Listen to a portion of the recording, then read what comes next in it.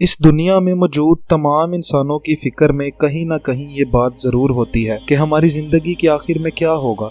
हम अपनी आंखों से अपने प्यारों को, अपने अजीज़ लोगों को, हर दूसरे इंसान बल्कि हर जानदार चीज़ को मरते हुए देखते हैं और हम ये बात भी जानते हैं कि ऐसा हमारे साथ भी होगा, क्योंकि ये एक काबिल कबूल हकीकत है और ऐसा होकर ही रहेगा। हमें बस फिक्र इस बात की है कि ये कब, कहाँ और कैसे होगा। लेकिन इसके बरक्स दुनिया में ऐसे लोग भी मौजूद हैं जिनकी फिक्र में ये बात तो है कि हमने एक दिन मरना है, लेकिन उसके साथ साथ वो ये भी सोचते हैं कि जैसे हर जानदार चीज को मौत आनी है, तो उसी तरह हमारी जमीन जिसमें हम रह रहे हैं, ये जमीन जो हमारी मेहमान नवाज है, जो हमें हमारी जिस्मानी जरूरत की, खाने पीने की हर अशिया को उगा कर देती है, जो हमारे लिए सहूलियात फराहम करती है, ये जमीन जो हमारा घर है, आखिर इसका एंड क्या होगा?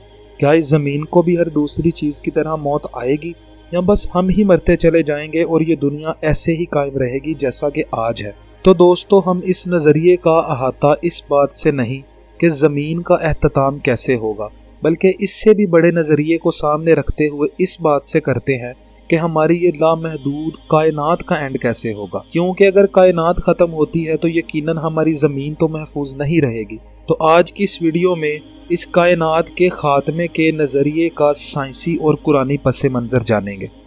दोस्तों, फैक्ट्स एंड अफेयर्स में खुश आमदीद। 20वीं सदी के दरमियान में साइंस की दुनिया में ये बात तस्लीम की जाती थी कि कायनात हमेशा से है और ये हमेशा ही रहेगी। इस नुक्ता नज़र के मुताबिक साइंसदानों का कहना था कि कायनात मुंजमिद है, यानी एक जगह ठहरी हुई है और इसमें कोई हरकत नहीं। इस नज़रिए को मटीरियलिस्टिक फिलॉसफी का नाम दिया गया और ये नज़रिया इस कायनात के बनाने वाले खालिक के वजूद का सरासर इनकार करता था, क्योंकि जब किसी चीज़ को इस बात से मंसूब कर दिया जाए कि वो हमेशा से है तो उसमें उसके बनाने वाले का जिक्र नहीं आता, क्योंकि जब खालिक का जिक्र होगा तो यही कहा जाएगा कि ये चीज़ जो हमेशा से है उसकी इब्तदा कभी ना कभी तो हुई होगी और उसकी इब्तदा करने वाला ही उसका खालिक है। ताहम 21वीं सदी के आते ही जब साइंस ने मज़ीद तरक्की कर ली तो उसने मटीरियलिस्टिक फ़िलासफ़ी के नज़रिए को मुकम्मल तौर पर रद्द कर दिया और बहुत से तजुर्बात और मुशाहदात के बाद जदीद फिजिसिस्ट और फिलासफ़र इस नतीजे पर पहुँचे कि ये कायनात रुकी हुई नहीं, बल्कि ये कायनात हरकत में होने के साथ साथ मुसलसल फैल रही है और इस कायनात की यकीनन कोई इब्तदा ज़रूर थी। अब मौजूदा माहिरीन फ़ल्कियात भी इस बात पर इत्तफ़ाक़ करते हैं कि ये कायनात काफ़ी अरसा पहले होने वाले एक अज़ीमुश्शान धमाके की वजह से वजूद में आई, जिसे बिग बैंग कहा जाता है। बिग बैंग ये कह लें कि इस कायनात की इब्तदा एक लंबा टॉपिक है। अगर इस वीडियो में मैं कायनात की इब्तदा का जिक्र भी करूँ तो वीडियो बहुत लंबी हो जाएगी और हमारी इस वीडियो का टॉपिक कायनात का आगाज़ नहीं बल्कि कायनात का ख़ात्मा है। इसलिए बिग बैंग के मुतल्लिक आपको मेरी वीडियो ऊपर नोटिफिकेशन में मिल जाएगी, जिसमें मैंने तख्लीक़े कायनात का साइंसी और कुरानी पस मंज़र बयान किया है। आप उस वीडियो को ज़रूर देखिएगा। अब आते हैं अपने मौजूदा टॉपिक की तरफ।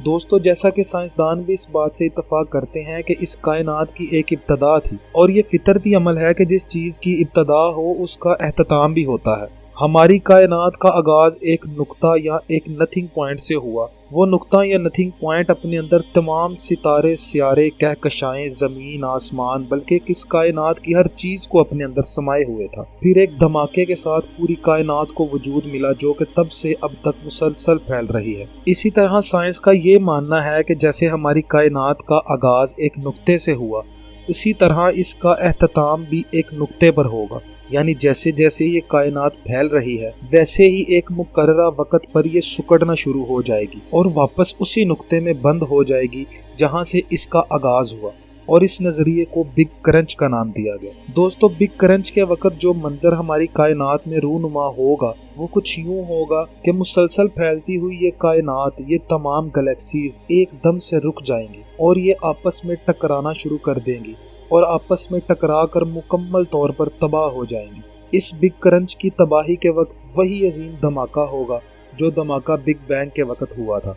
तमाम गैलेक्सीज और सितारे तबाह होने के बाद एक ऐसी ख़तरनाक गैस को खारिज करेंगे जिसकी वजह से ब्लैक होल्स वजूद में आएंगे, और ब्लैक होल वो जगह होती है जो अपने अंदर नाकाबिले यकीन कशिश रखती है।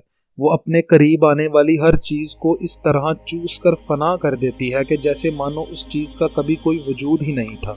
सबसे ज्यादा तेज रफ्तार बिजली की होती है, जो कि एक सेकंड में 3 लाख किलोमीटर का सफर तय कर सकती है। मगर इस कतर तेज रफ्तार भी जब ब्लैक होल के अंदर आ जाए तो वो उसे पार नहीं कर पाएगी।